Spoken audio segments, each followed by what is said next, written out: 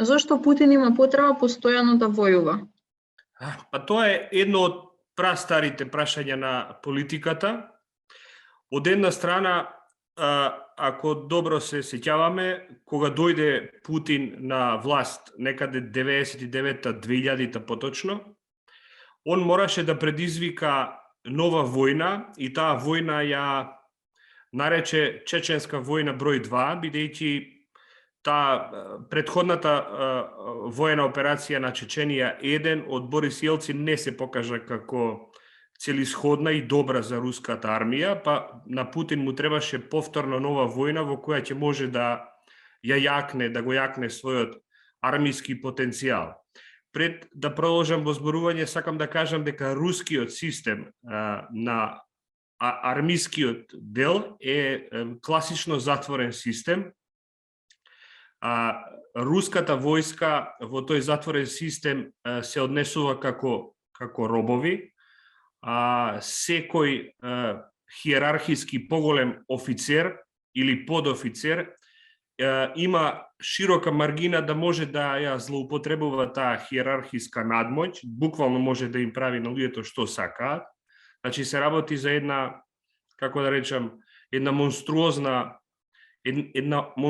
испостава прво во самиот затворен систем на таа руска армија. Понатамо, ако се сеќаваме добро, во 2000 година тогашниот министер за одбрана на Путин, Сергеј Иванов, уште од Санкт Петерсбург, како во времето на Гебелс, во вестите од Втората светска војна, зборуваше дека во оваа чеченска војна руската армија влегува за да се пресмета со некакви терористи и дека тие нема да одстапат од своите намери, бидејќи русите се добри, а чеченците се лоши. И сега, ако ги компарираме тие наративи уште во 2000 година, ќе видиме дека со истиот наратив одат и во Украина, само што сега украинците не се за русите терористи, туку се некои нацисти кои руската армија ќе сака да ја денацифицира земјата, односно да ја демилитаризира. Значи, со истите наративи, откако е дојден Путин на власт, секогаш слично оперира. Час се терористи, а час се нацисти. Еден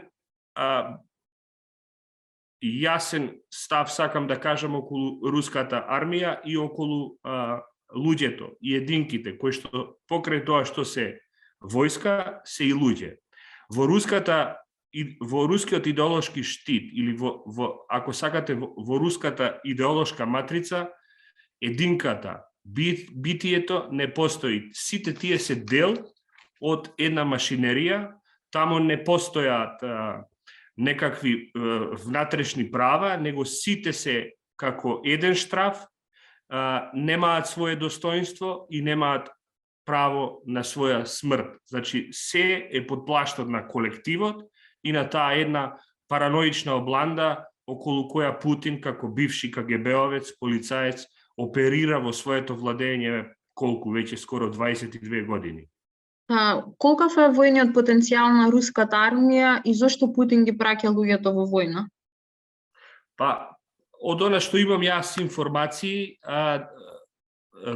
руската армија, нивниот воен буџет е околу 65 до 70 милиарди евра или долари, што во некоја компаративна смисла со американскиот воен буџет, да речеме, кој изнесува околу 700 милиарди евра, значи 10 пати е помал воениот буџет од американците, од една страна, од друга страна, ви велам уште како на првото прашање.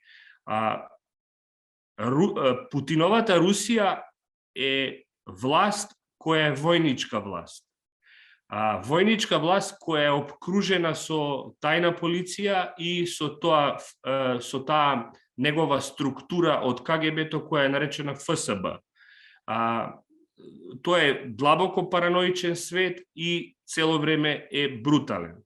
Таму не постои некакво, да речеме, некакви граѓански движења, не постои правна држава, а ако постои правна држава, во Русија таа ги штити не најслабите, туку ги штити најсилните. Најчесто се тоа олигархиски структури и структури кои што иманентно му користат како куклени кукли на Путин. Значи, сиот режим во Русија последниве 20 години функционира од оние информации кои што ги имам јас, кои што се на граѓански позиции, кои што се на писателски позиции, кои што се на индивидуални позиции, дека се е ставено во служба негова. Он е извршител на руската економија, он е извршител на руската војска, он е извршител на сите оние кои што ќе имаат право да живеат и начинот на кој што ќе живеат, он го одредува, дали ќе живеат благопријатно или ќе живеат во тешка сиромаштија. Значи, тоа е начелната база како оперира Путиновата Русија, не само денес, него и последниве 22 години, откако е тој после Јелцин дојден на власт. Дали во Русија постои владење на право, правна држава и човекови права? Па, тоа е суспендирано. Очигледно е дека тоа е суспендирано, бидејќи ако сакаме да ја продлабочиме приказката со владење на право, ќе треба исто така да сватиме дека сите етнички заедници, вклучително и украинскиот народ, има право на своја собствена солидарност, на своја собствен државен интегритет и суверенитет. Тука да кажам и една абсурдна позиција.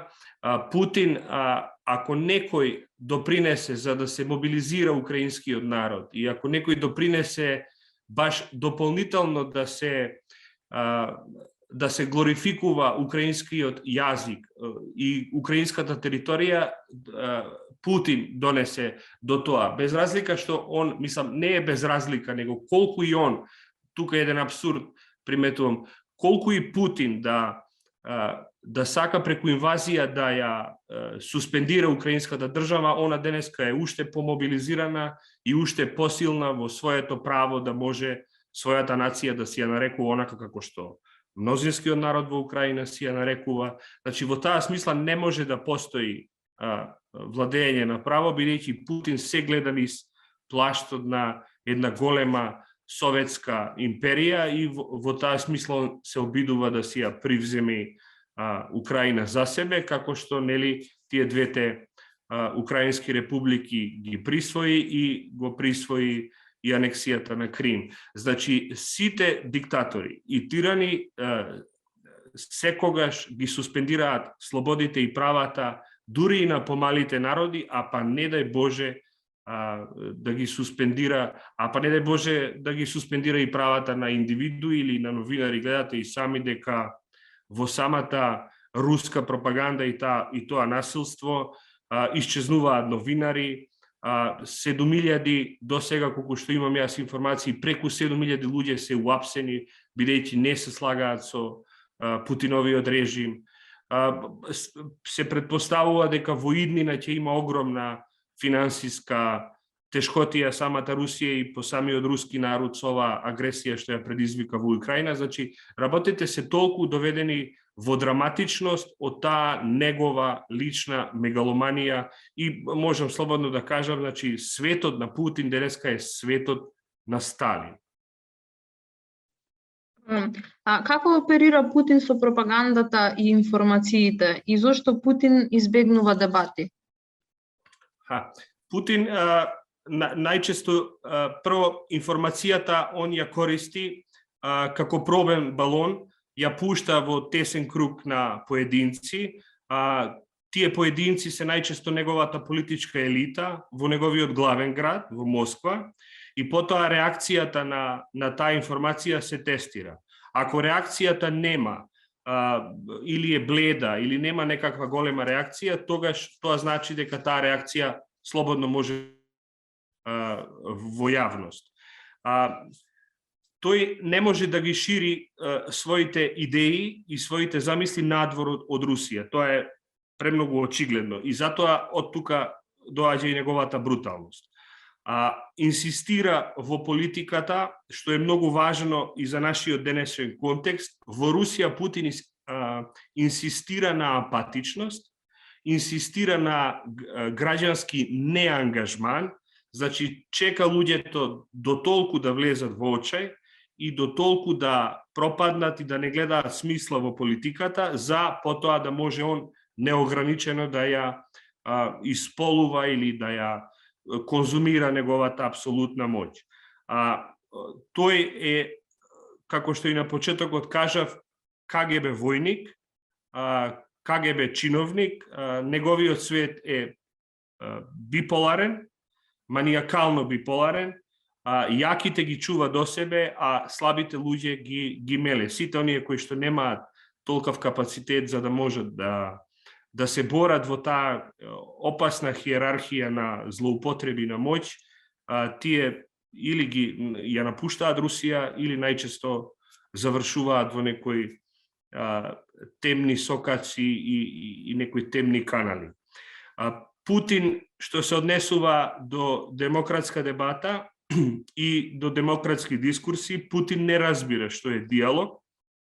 Тој е воспитан, би реков, полициски, размислува во категории, секогаш води монопол во војнички стил, додека сите ги држат забите позади, ги држат устните затворени и се прават дека Путин го поддржуваат. Тоа е она субординација апсолутна од горе до долу.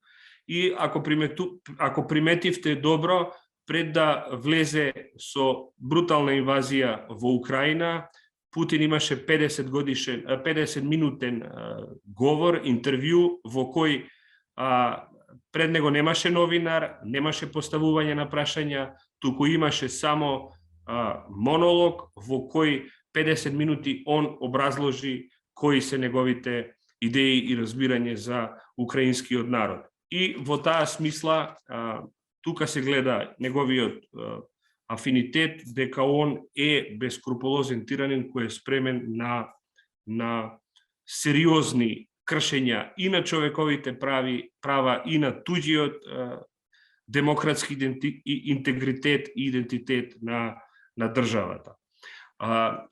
И еден момент сакам исто да кажам, сите граѓански иницијативи кои што постојат во Русија во овој момент, тие се тесно интегрирани во држава, во самата власт на Кремљ.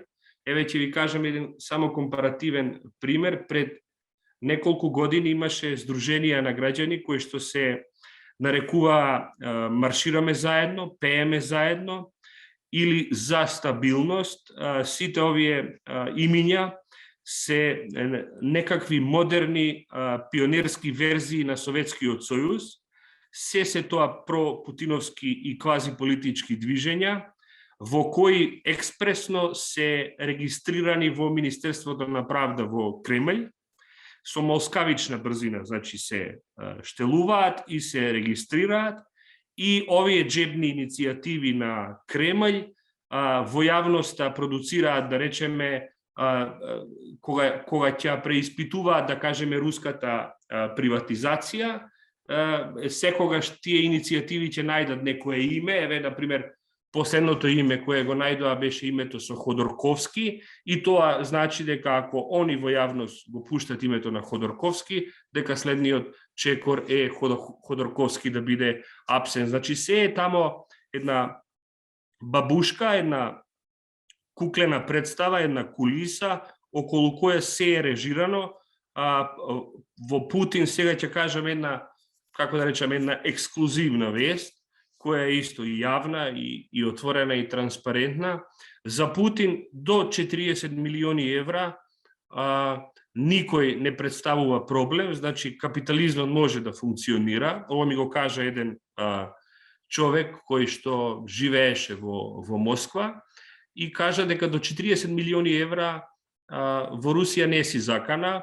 Ако твоето конто е повеќе од 40 милиони евра, тоа значи дека веднаш другата ден стигнува инспекција од тоа руско УЈП, да го речам, за да ти ги чешлаат твоите документи.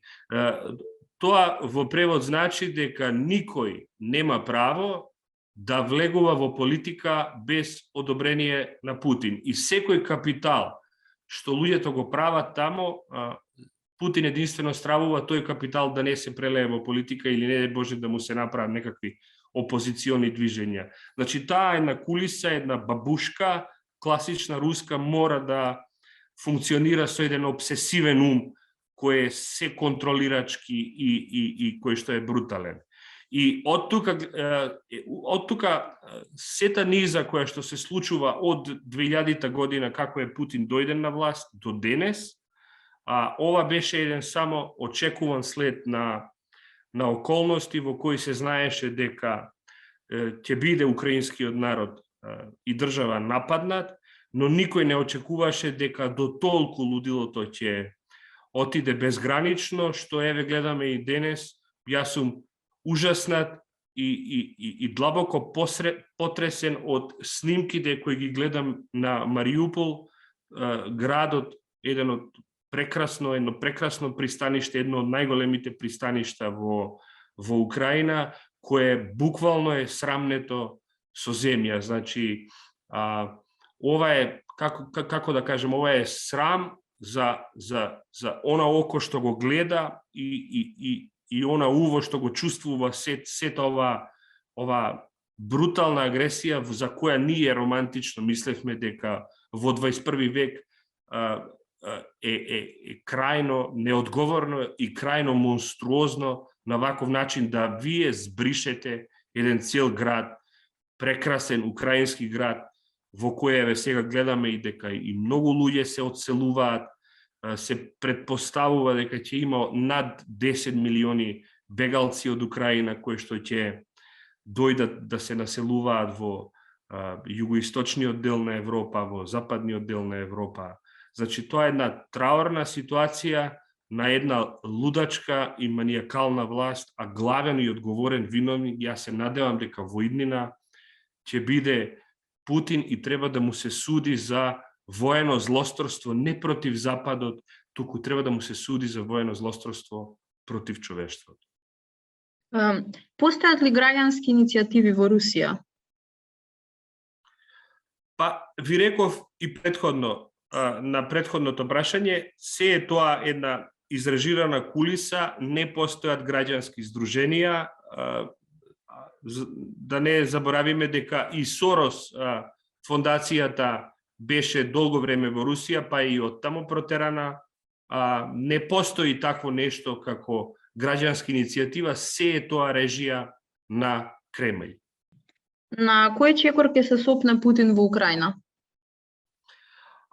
Тука е парадоксална ситуацијата. Путин ќе се на сите во некоја смисла им требаше оваа војна, само на Путин не. Еве сега ќе кажам една противречна реченица за сето ова што го кажам.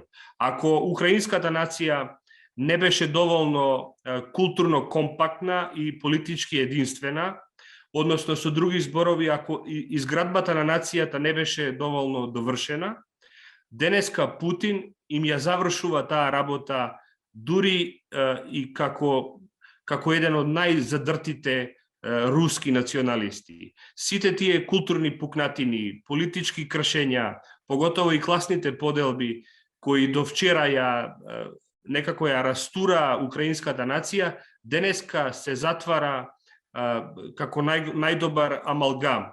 Значи, со условно речено, Путин допринесе да украинците денес се пообединети и да си ги бараат своите права внатре во својата држава.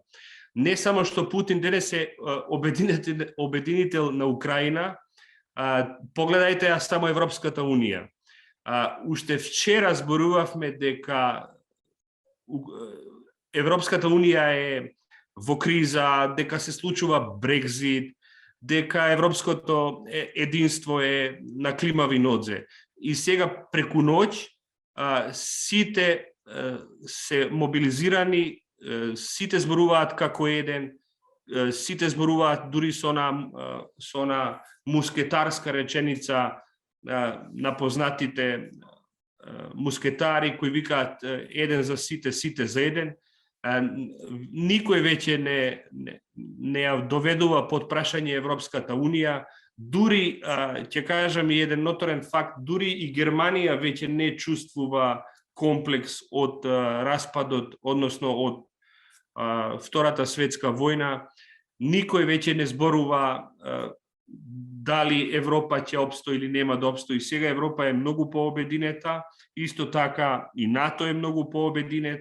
Дури ако сакате и Полска е на тој виор на христијанството. Дури и срамниот дебакал на Соединетите Американски држави со онаа несреќа која со Трамповиот пуч донесе една длабока криза на демократијата во Америка, се е тоа некако заборавено и дури и самиот НАТО, ако имал порано морално оправдување да се проширува на исток, сега има уште повеќе право да се проширува на исток и затоа ви викам, и не само тоа, него и ќе се постават нови состојби на акумулација на капитал, сите ќе бидат некако обединети против Путин, санкциите ќе му штетат толку. И во некоја смисла, ако некој зборуваше за политички идиотизам и ако некој зборуваше дека Западот има свои политички идиоти кои го обединуваат тој западен и европски свет, ја мислам дека баш напротив, денеска Путин е најголемиот политички идиот кој наместо да си ја подобри својата држава и својата земја во тој некој цивилизиран свет, он напротив, дополнително ја упропасти собствената земја.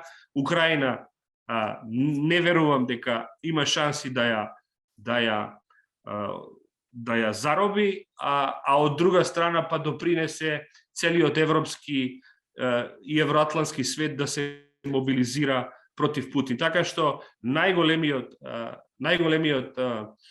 бенефит со влегувањето на Русија во Украина ќе го има западниот свет и цел цивилизиран демократски свет начело со Америка, се разбира.